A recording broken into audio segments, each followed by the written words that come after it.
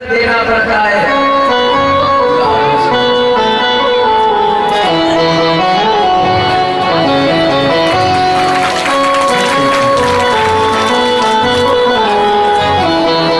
तो हम लोगों को निमंत्रण देना पड़ता है कि भाई कथा हो रही है, आपको आना है। किसी को दल भिजवाना पड़ता है, इनविटेशन कार्ड देना पड़ता है। लेकिन बंधु हनुमंत लाल जी महाराज ऐसे देवता है जिनको किसी भी कार्ड की, किसी भी निमंत्रण की कोई आवश्यकता नहीं है। हनुमान जी महाराज कभी भी इस बात की रास्ता नहीं देखते कि मुझे कोई बुलाए तब मैं जाऊं। हनुमंत लाल जी महाराज जानते हो क्या करते हैं? जहां भी कथा होती सबसे पहले पहुंच जाते हैं। क्यों? बोले राम कथा और सुनिए रसिया। हनुमंत लाल जी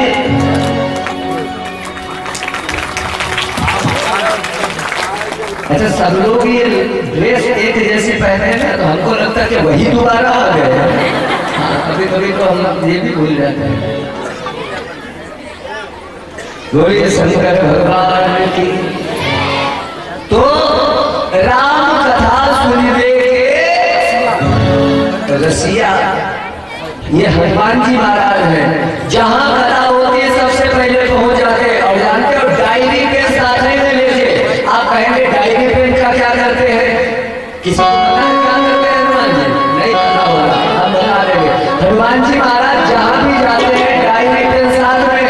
और जैसे ही कथा हो रही है और कीर्तन हुआ, हनुमान जी महाराज सबसे पहले देखते हैं कि अब कीर्तन कौन बोल रहा है, बोल कौन रहा है और कौन नहीं बोल रहा है। कीर्तन हो रहा है, तुम चुपचाप बैठे हो। हनुमान जी जानते हो क्या करते हैं? तुरंत नाम नोट कर लिया। हाँ, नाम नोट डायरी में। अच्छा, कीर्तन हुआ, जितने लोग कीर्तन में मुंह बंद किए बैठे हनुमान जी ने सबका नाम नोट कर लिया। अब इसके बाद हनुमान जी महाराज ने थोड़ी देर और सुना, देखा कीर्तन हो रहा है। फिर देखते हैं कि अब ताली कौन बजा रहा है, कौन नहीं बजा रहा है। हनुमान जी महाराज ने देखा जो लोग हाथ बांधे बैठे ना, हनुमान जी ने तुरंत नाम नोट कर लिया। अब कहाँ जाओगे?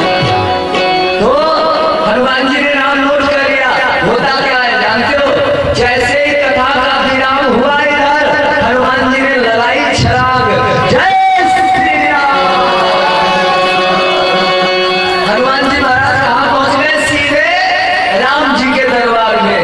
राम जी ने देखा, ओहो हनुमंत लाल कहाँ से आगमन हो रहा है।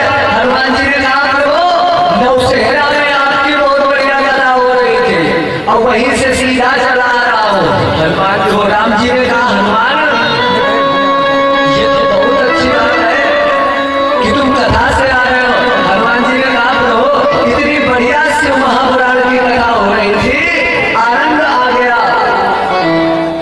राम जी ने कहा, ये तो बहुत बढ़िया बात है। हनुमान ये बताओ, ये तुम्हारे हाथ में क्या है? हनुमान जी ने कहा, प्रभु ये हाथ में डायरी है, इसमें कुछ हमने नाम लिखे हैं। भैया ये थोड़ा जल्दी जल्दी, हाँ जल्दी जल्दी करो क्योंकि सब हमारी घड़ी है। अरे बेचारी सब सोच रही है हमको भी मिल जाए।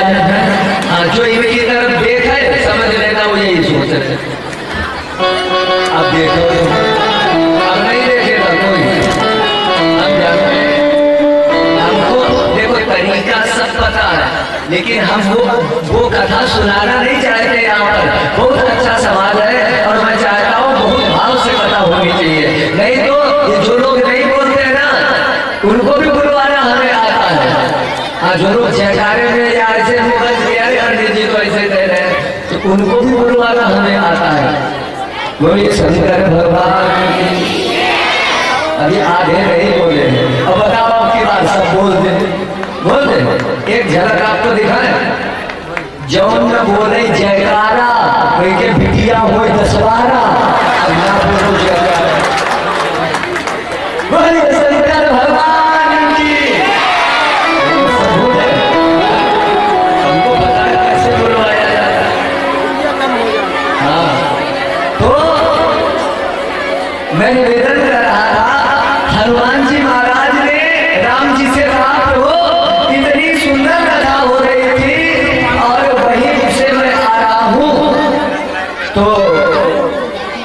राम जी ने कहा ये हाथ में क्या है? हनुमान जी ने कहा प्रभु हाथ में ये डायरी है, इसमें नाम नोट है। किसके नाम नोट है? बोले प्रभु सब नौशहरे वाले हैं। अच्छा, कुछ लोग आगरा से आए, कुछ फिरोजाबाद से, कुछ इलाहाबाद से। हाँ, थोड़े बहुत बोलोगे। अच्छा, राम जी ने कहा जरा दिखाओ। देखा सब नाम नोट। अच्छा, इन लोगों ने किया क्या है? हनुमान जी ने कहा प्रभु इनका अपराध ये है कि इन लोगों ने इतनी सुंदर कथा हो रही थी और कीर्तन हो रहा था, कीर्तन में इन लोगों ने अपनी जुबान नहीं खोली। ये कोई कीर्तन बोले नहीं, जितने नाम लिखे इनमें से एक भी नहीं बोला। राम जी ने कहा तो बड़ी गलत बात है। हनुमंत राज जी ने कहा तुमको क्या किया? अच्छा, इनके साथ में क्या करें, क्या किया जाए? हनुमान जी ने कहा प्रभु आपने ये जो जीभ ली है ना, ये काहे के लिए ली है? भगवान का नाम लेने के लिए। ये जिज्ञा जो हम आपको प्राप्त हुई है, ये भगवान का नाम लेने के लिए मिली है। ये ओम नमः शिवाय कहने के लिए मिली है। और ये केवल ऐसा थोड़ी कि वो क्या कहते हैं चाउमीन और गोलगप्पा ये बर्गर खाने के लिए तुम्हारी देवी जी बारी हंसती। तो ये जो जीभ मिली है ये काहे के लिए मिली है? काला जामुन खाने के लिए। अच्छा, ओम नमः शिवाय बोलने के लिए, यही बोलने के लिए। और जिन लोगों ने बोला है हनुमान जी ने कहा आपने जीत ली है कीर्तन करने के लिए, नाम जप करने के लिए, और इनमें से ये जितने नाम है कोई नहीं बोला। राम जी ने कहा फिर इनके साथ क्या किया जाए? हनुमान जी ने कहा प्रभु इनको जीव की जरूरत नहीं है। भाई जैसे अपने यहाँ जब हम लोग अस्त्र शस्त्र का लाइसेंस कराते हैं, राइफल का बंदूक का लाइसेंस कराते हो, तो गवर्नमेंट लाइसेंस क्यों देती है? क्यों? मान लिया अकस्मात आपके गांव में, आपके मोहल्ले में कहीं चोर आ जाए, डाकू आ जाए, आपके यहाँ राइफल है, 2-4 फायर ऊपर को ऐसे ही कर दो, और चोर डाकू हो गया, वो फायर जब होने लगेगी सुन के भाग जाएंगे, चोरी नहीं होगी। अपनी सुरक्षा के लिए ही तो दी जाती है। और पता चले चोरी होती है और आप राइफल लेके कमरे में चुपचाप बैठे हो, ऐसा हो गए हमको देख, तो फिर क्या होगा? फिर जब पता चलता है, अधिकारी आते हैं, पता लगाते हैं, तो अधिकारी कहते हैं भाई चोरी होती रही और इनके यहाँ राइफल थी, इन्होंने एक भी फायर नहीं किया। तो जानते हो क्या होता है? आपका जो अस्त्र शस्त्र होता है वो उसकी लाइसेंस निरस्त कर दी जाती है। आपने समय पर उसका उपयोग नहीं किया है, इसलिए लाइसेंस निरस्त। हनुमान जी ने कहा प्रभु आपने भी ये जीव ओम नमः शिवाय बोलने के लिए दी है और इन लोगों ने बोला नहीं। अब की करो, अब की ऐसा करो, अगले जन्म में इनको जीव मत देना, लाइसेंस निरस्त कर दो। और अगले जन्म में अगर कहीं बना दिए गए गूंगा, गूंगा जीव नहीं होगी तो गूंगे तो बनोगे, करोगे, समझ में कुछ नहीं आएगा। इसलिए अगर अगले जन्म में गूंगा बन रहा है तो बिल्कुल मत बोलो, और नहीं बन रहा है तो भाई सब लोग बोलो। तब तक राम जी ने पेज पलट दिया। राम जी ने देखा अरे हनुमान ये किसके नाम लिखे हैं? हनुमान जी ने कहा प्रभु ये भी लोग शहरे वालों के, ये कहीं दूसरी जगह थोड़ी है। अच्छा, इन्होंने क्या किया? कहा इन्होंने किया ये है प्रभु आपने ये हाथ दिए हैं ताली बजाने के लिए। अच्छा, एक बात और बताएं, ताली प्रत्येक व्यक्ति को बजाना चाहिए। ताली बजाने के बड़े फायदे होते हैं। पहली बात तो जब आपकी हथेली के ऊपर जब ताली बजाते हैं तो हथेली पर प्रेशर पड़ता है, तो आपका ब्लड सर्कुलेशन कभी भी गड़बड़ नहीं होगा। हाँ, आपका बीपी एकदम कंट्रोल रहेगा। जो ताली बजाते हैं वो कभी भी बीमार नहीं होते। परीक्षित जी है ना ऐसे। अच्छा, प्रमाण आप चाहें तो आपको सरल भाषा में बताएं। अच्छा देखो, पुरुषों से अस्पताल भरे पड़े है ना, जिस हॉस्पिटल में पहुंच जाओ तो हॉस्पिटल में पुरुष पुरुषों के हॉस्पिटल में पुरुष, और अगर कहीं महिला वाले हॉस्पिटल में पहुंच जाओ तो सब महिलाएं भर्ती। अच्छा है सर, पुरुषों से हॉस्पिटल भरे पड़े और महिलाओं से हॉस्पिटल भरे पड़े।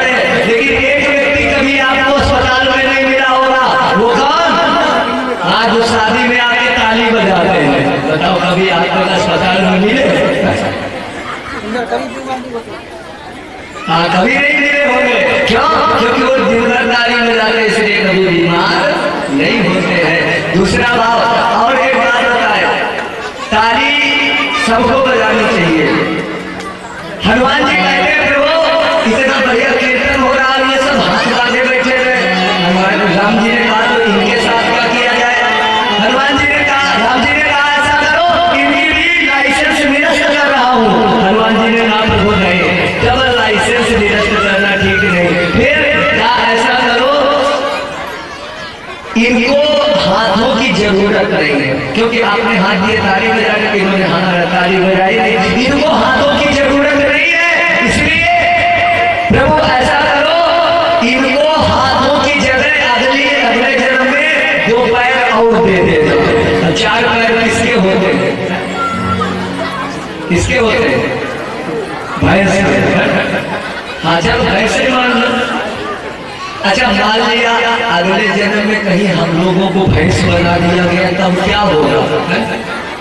बताओ, इतना सुंदर भगवान ने शरीर दिया है और हम लोग जरा सा गड़बड़ करें, कहीं भैंस बना दिया गया तो जिस किसान के यहाँ जाओगे ना, वो दिन भर तो कपिला पशु आहार खिलाएगा तुमको, और शाम को घड़ी बाल्टी, और जैसे दूध देने जरा सा गड़बड़ किया तो 1 इंजेक्शन आ रहा है 5 रुपए का, ऑक्सीटॉक्सिन, 1 इंजेक्शन 10 लीटर दूध। इसलिए भाई कृपया आप लोग भाव से कीर्तन करें, 2 बार भगवान का नाम बोले। किसी का नाम गाने जी जाता है, सीताराम गाने जी जाता है, सीताराम गाने जी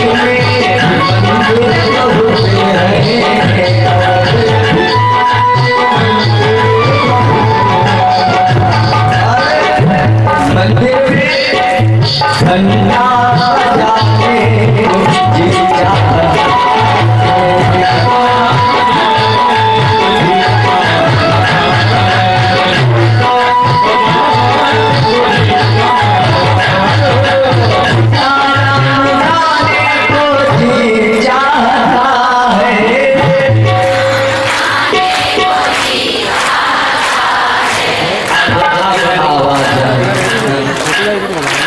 पहले आवाज में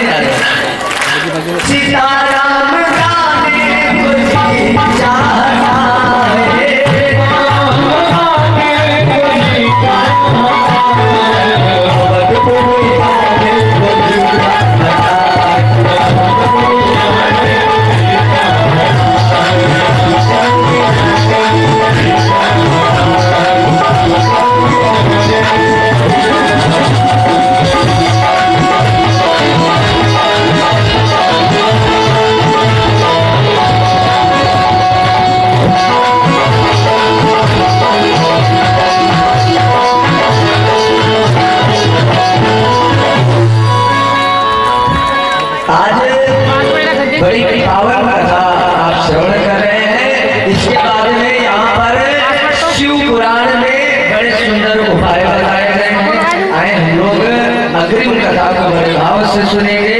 घर के मंदिर में शिव महापुराण में आया है कि घर में जो हमारे मंदिर बना है इसमें 2 लोगों की मूर्तियां नहीं होनी चाहिए। कौन?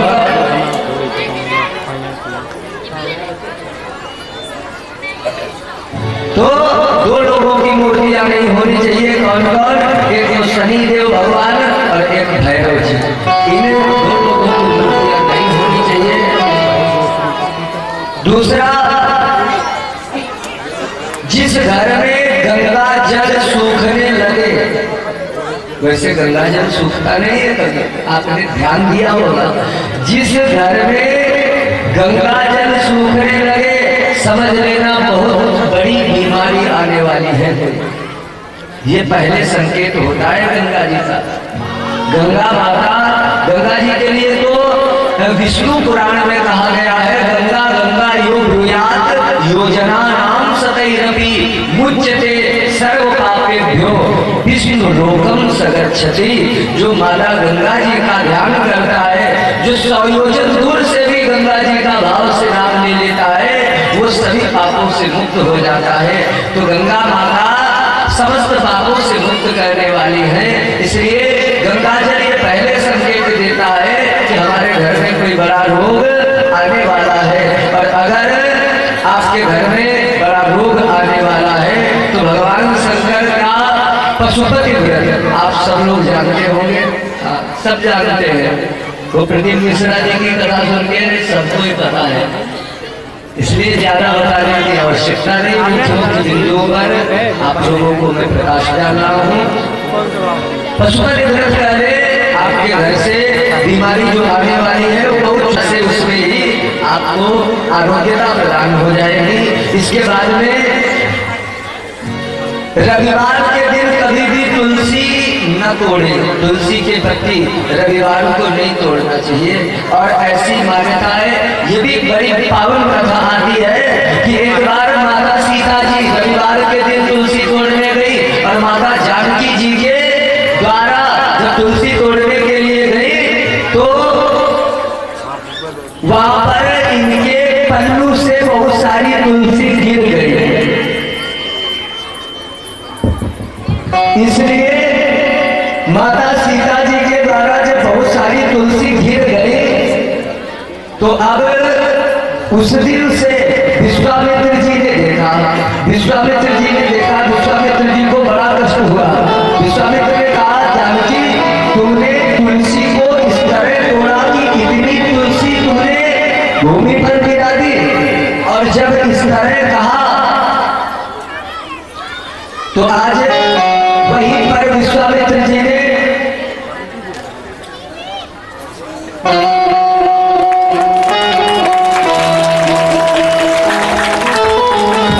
शंकर भगवान की, और वहीं पर विश्वामित्र जी ने क्या किया, ऐसा कह दिया है कि रविवार के दिन ये विश्वामित्र जी ने ऐसा भाव प्रकट किया है कि रविवार के दिन आज से कोई भी तुलसी नहीं तोड़ेगा। जो भी रविवार के दिन तुलसी तोड़ेगा उसको पाप लगेगा, क्योंकि जिस दिन ये माता जानकी जी ने किया है उस दिन रविवार ही था। इसलिए रविवार को तुलसी नहीं तोड़ना चाहिए। इसके बाद में शिव महापुराण की कथा कहती है, जब भी गंगा स्नान करने आप जाए, गंगा नहाने जाए तो 3 अंजलि जल अपने पितरों को जरूर प्रदान करें। क्योंकि जब कथा होती है या जैसे कथा होती है तो केवल हम लोग ही नहीं सुनते, हमारे आपके सबके जो पितर हैं वो आकाश में प्रकट होकर के और सारे हमारे पितर जो होते हैं वो सब कथा को श्रवण करते हैं। और जो कराता है कथा या जो कथा में सुनने आते हैं, कथा को भाव से सुनते हैं, पितृ देवता जो है आकाश से हम सबको देखते हैं। और जिन लोगों ने कथा में सहयोग किया, जो कथा में आते हैं, उनके पितृ आकाश में प्रसन्न होते हैं कि आज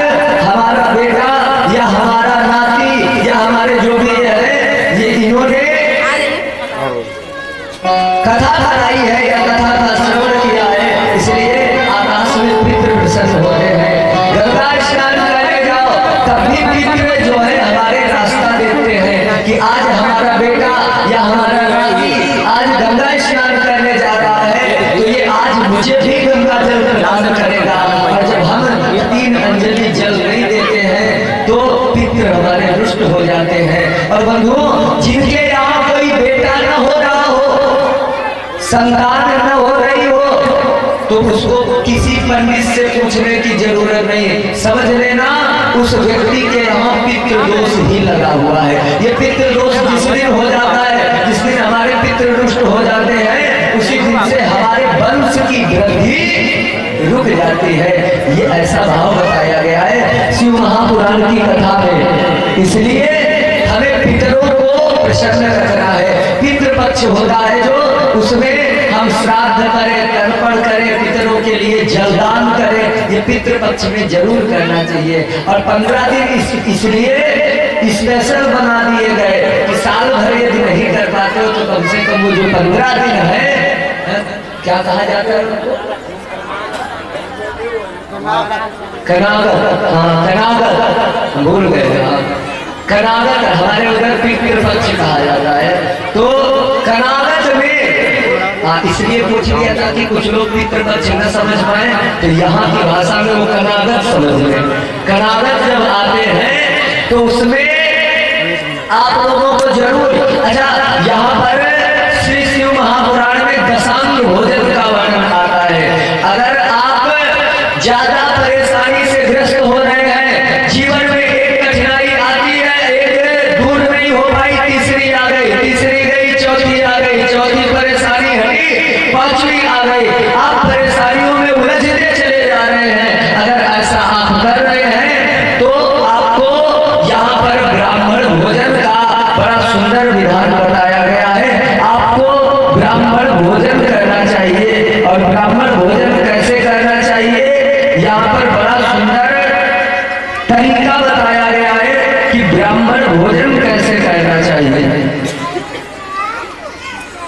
ब्राह्मण को दशांग भोजन कराना चाहिए। दशांग भोजन, दशांग भोजन का मतलब आप लोग जानते हैं, भोजन के 10 अंग होते हैं। कभी भी भोजन कराना, दशांग भोजन कराना, आपके यहाँ विपरीत परिस्थितियां बनी हो, विशाल मुसीबत आपके यहाँ हो, सब दूर हो जाएगी अगर आपने किसी ब्राह्मण को दशांग भोजन करा दिया है। आप कहेंगे दशांग भोजन क्या होता है? दशांग भोजन ये है, सबसे पहला नंबर जिस ब्राह्मण को भोजन कराना है, ये नहीं कि फोन कर दिया हाँ महाराज चले आओ, एकदम गर्म पूरी तैयार, ऐसा नहीं करना। क्या करना है, सबसे पहले आप उसके द्वार पर जाए, उसके घर जाए, सम्मान सहित बुला करके लाए, ब्राह्मण देवता आप चलिए मेरे यहाँ भोजन करिए, सम्मान सहित बुलाए। उसके बाद में नंबर 2 पर आता है, जब ब्राह्मण आए तो पाद्यम, पाद्य माने होता है ब्राह्मण के पैरों का प्रक्षालन करें। आंगन में, अपने आंगन में खड़ा करके बढ़िया एक बर्तन ले लो, बर्तन में बढ़िया ब्राह्मण के चरणों को धुल करके चरण प्रक्षालन करो। और उसके बाद में चरणों को पोंछकर तिलक करो। दूसरे नंबर पर आता है, तीसरे नंबर पर आता है तिलक। फिर आपको तिलक करना है। तिलक करने के बाद में फिर उस ब्राह्मण की चावल लगा दे, और अगर माला वगैरह हो तो माला पहनाए। उसके बाद में भोजन कराए उसको। माला इत्यादि पहनाने के बाद कितने नंबर हो गए आप लोग जोड़ते रहना, 10 अंग है इसके। भोजन कराए और भोजन के बाद में जब ब्राह्मण भोजन करे और बड़े भाव से उसको खिलाए। हाँ, ये नहीं परोस दिया आप चले गए उधर, फोन में लग गए, उधर पंडित जी बेचारे बैठे देख रहे पूरी कब आए। हाँ, ऐसा नहीं होना चाहिए। इसलिए भोजन कराएं तो बड़े भाव से कराएंगे। दशांग भोजन का विधान शिव महापुराण में आता है। तो भोजन कराने के बाद में फिर ब्राह्मण को दक्षिणा प्रदान करें, दक्षिणा दे, और दक्षिणा दे करके फिर उसको तांबूल प्रदान करें। यहाँ पर पान का वर्णन आया है, उसको पान खिलाए, और पान खिलाने के बाद में फिर उसको घर तक छोड़ने जाए। ये ऐसा अगर घर तक नहीं जा सकते हो तो कम से कम 10 कदम पीछे जाकर तो उनको छोड़ ही सकते हो। घर तक पता नहीं कहाँ से पंडित जी आए हैं, अब हम नैमिषारण्य से आए हैं, अब हम नैमिषारण्य तक छोड़ने कैसे जा सकते हैं? ये होता है। इसलिए कुछ नहीं तो वहां से आप 10 कदम तो उसको छोड़ ही सकते हैं। और इस तरह अगर आप किसी ब्राह्मण को भोजन कराते हैं तो ये दशांग भोजन होता है। और दशांग भोजन करने वाले के यहाँ कभी दरिद्रता नहीं होती है। जो ये मुसीबतें आ रही है, बराबर आ रही है, खत्म नहीं हो रही है, ये सारी आपकी दूर हो जाएगी। दूसरा, यहाँ पर शिव महापुराण में एक नियम बताया गया है कि किस ब्राह्मण को भोजन कराए। अगर आप विद्या प्राप्त करना चाहते हैं तो ब्राह्मण बालकों को भोजन कराए। विद्या को प्राप्त करने वाला ब्राह्मण बालक को भोजन कराए। उसके बाद में अगर आप पुत्र की कामना रखते हैं, बेटा चाहिए, तो फिर युवक ब्राह्मण को भोजन कराए, युवक ब्राह्मण को। उसके बाद में अगर आप ज्ञान चाहते हैं, ज्ञान प्राप्त करना चाहते हैं, तो फिर वृद्ध ब्राह्मण को भोजन कराए। दशांग भोजन ही कराना है, वृद्ध ब्राह्मण को भोजन कराए अगर आप ज्ञान चाहते हैं। और बुद्धि चाहते हैं, अगर आप बुद्धिमान बनना चाहते हैं या अपने बच्चों को बुद्धिमान बनाना चाहते हैं, तो 5 वर्ष से 9 वर्ष की बालिकाओं को भोजन कराए। 5 वर्ष से 9 वर्ष की कन्याओं को भोजन कराना चाहिए। इस महापुराण में आया हुआ है। इसके बाद में अगर आप सुख चाहते हैं तो ब्राह्मण की युवती स्त्री को भोजन कराए, वृद्ध स्त्री को नहीं। अगर सुख चाहते हो तो युवती स्त्री को भोजन कराएं। आत्मज्ञान चाहते हो तो वृद्ध माताओं को भोजन कराएं। जो वृद्ध माताएं हैं उनको दशांग भोजन कराएं। और इस तरह भगवान शिव की ये जो रुद्र संहिता है, इसमें बड़ा ही सुंदर नियम बताए गए हैं। बड़े पावन पावन नियम है। इन नियमों का आप पालन करके, और दूसरी बात, घर में मैं ये कुछ नियम है जो इन लोगों को लोगों को ध्यान देना चाहिए। घर में कभी भी झाड़ू खुले हुए नहीं होनी चाहिए, इस पर विशेष ध्यान देना, दरिद्रता आती है। झाड़ू हमेशा छुपा करके रखो। दूसरी बात, कभी भी बचा हुआ, माताएं विशेष ध्यान दे, बचा हुआ आटा फ्रिज में मत रखे। बचा आटा मुर्दे के समान होता है, आप मुर्दे को फ्रिज में लगा करके रखते हैं। इसलिए बचा आटा फ्रिज में नहीं रखना है। जब भी भोजन करें ताजा आटा लगाओ। और आटा जब भी लगाओ, अगर आपको लक्ष्मी प्राप्त करना है, घर में किसी प्रकार की विघ्न बाधा न हो, क्लेश न हो, घर के लोग आपस में झगड़ा न करें, तो भोजन बनाने का तरीका सीख लो। पहले तो जब आटा लगाओ तो थोड़ा सा उसमें दूध डाल दो। दूध डाल दोगे, आपके यहाँ से लक्ष्मी कभी जाएगी नहीं। हमेशा जब भी भोजन बनाओ, आटा लगाओ, थोड़ा सा दूध डाल दो। ये काम आपको जरूर करना चाहिए। दूसरी बात, भोजन जैसे ही तैयार हो, सबसे पहली रोटी किसको देनी है? किसको? गाय को। सब लोग जानते हैं, यहाँ तो बताने की जरूरत नहीं। वो कह रहे दादा ना बताओ।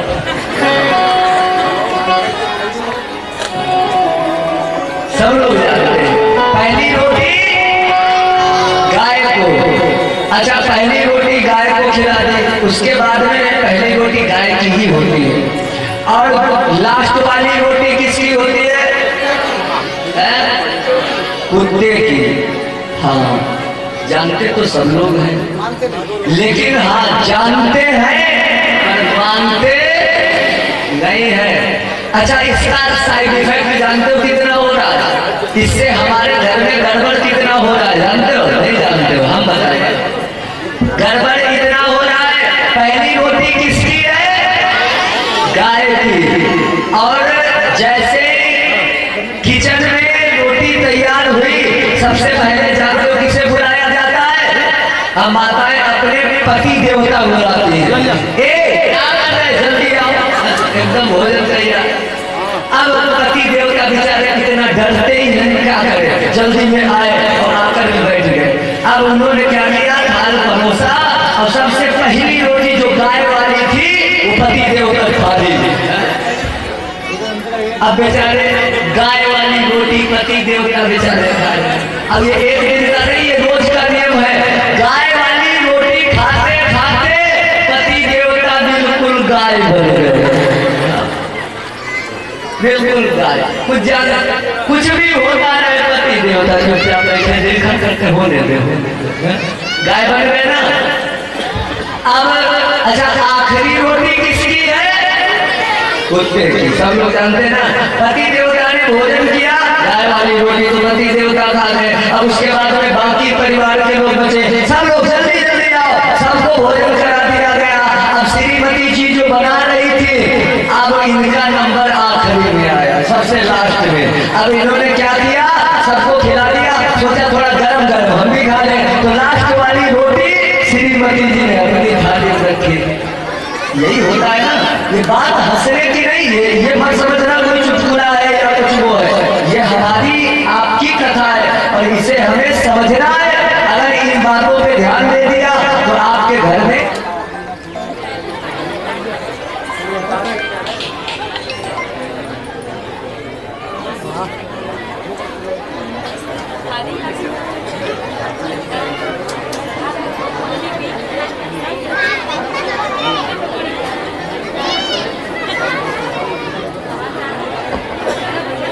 श्री राधे, श्री राधे, बोल शंकर भगवान की।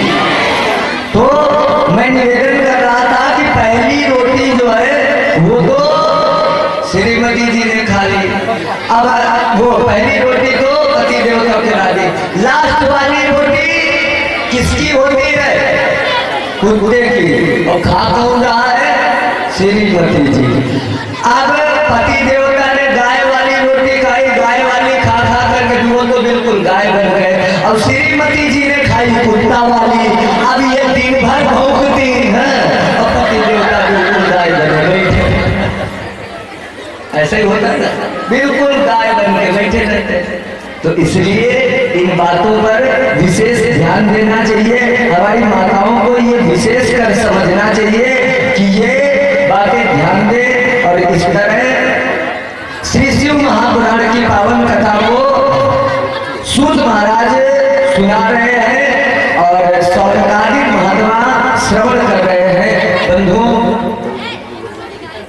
मैंने भी अपनी टूटी फूटी वाणी के द्वारा जैसा कुछ मुझे आता था, गुरुदेव की कृपा से, हमारे पूज्य महाराज श्री के आशीर्वाद से जो भी कुछ ज्ञान मैंने अभी तक प्राप्त किया था, आप लोगों को मैंने बहुत प्रयास किया कि आप लोगों को वो बातें अवश्य पता चले जो आज तक आपने नहीं जानी है। कोशिश मेरी यही रही है, इसलिए प्रयास यही था और आप लोगों ने बड़ा सुंदर सहयोग दिया। इसके लिए मुझे अपार प्रसन्नता है कि आप लोगों ने बड़ा सुंदर समय दिया है। आप इतनी भारी संख्या में यहाँ पर आए हो, तो इसलिए आप सभी को बहुत बहुत धन्यवाद है। और हमारे नौशहरा के, नौशहरा के जितने भी लोग हैं, इन सभी के लिए एक बार जोरदार तालियां हो जाए। बोलिए शंकर भगवान की। तो इस तरह आपने भाव से कथा को श्रवण किया। अगर किसी कारणवश मेरे मुंह से कोई ऐसा शब्द निकल गया हो, लोग माफी मांगते हैं, मुझे माफ कर देना, लेकिन मैं ऐसा नहीं कहूंगा, क्योंकि यहाँ पर मैंने किसी को अपशब्द नहीं कहा। हाँ, भावावेश में ऐसा कोई शब्द निकला हो जिससे आपको हृदयाघात हुआ हो, आपके हृदय को कोई कष्ट पहुंचा हो, तो कृपया वो मेरा शब्द मुझे आप वापस कर देना और मैं जाकर के नैन सारण में गोमती माता में प्रवाहित कर दूंगा। लेकिन आपसे अच्छा यहाँ पर इतने सारे लोग हैं, आज कथा पूर्ण होने वाली है और मैं आप लोगों से कुछ दक्षिणा मांगना चाहता हूँ। मांग लेना, कथा सुनाई है, मेहनत की है, तो इतना तो हक बनता ही है मेरा, नहीं बनता? हाँ, तो आपसे दक्षिणा मांगना चाहता। अच्छा, कितने लोग हैं जो दक्षिणा देना चाहते हैं? जरा हाथ। सब लोग दक्षिणा देना चाहते हैं, वाह। लेकिन बंधुओं, एक बात याद रखना, मैं आपसे धन दौलत की कामना नहीं करूंगा। ईश्वर की कृपा से बहुत कुछ मिला है मुझे। आज आप लोगों ने यहाँ पे मुझे बिठाया, यही मेरे लिए कहाँ कम है? ये क्या कोई कम है? ये देवादिदेव महादेव की विशेष कृपा है। ये कृपा कुछ ही लोगों पर, सब पर नहीं होती है। जो अनन्य भाव से चिंतन करते हैं, जो निरंतर, मैं कथा भी करता हूँ तो जिस समय कथा बोलता हूँ याद आ गया तो फिर माला चलने लगती, माला अपने आप चला करती, ये चलानी नहीं पड़ती, हाथ में बस पड़ी रहती है और ओम नमः शिवाय हुआ करता है। वो स्वतः जब आदत डालोगे तो माला चलती रहेगी। तो ये क्या है? ये इन्हीं का प्रताप है, भोले बाबा की ही कृपा है, जो कि आज सारी व्यवस्थाएं हैं आप लोगों को। यहाँ पर मैं आया हूँ तो ये नहीं बता रहा हूँ कि मेरे पास बहुत कुछ है, केवल ये बता रहा हूँ कि ये जो है ये भगवान शिव की कृपा है, बस इतना ही है। इनके ही सहारे रहते हैं, ये दुनिया वाले जलते हैं, हम तो बाबा के भरोसे चलते हैं, बस इतना सही है। इसलिए आपसे दक्षिणा जरूर मांगूंगा। वैसे तो मेरे पास सब कुछ है, ईश्वर ने कोई ऐसा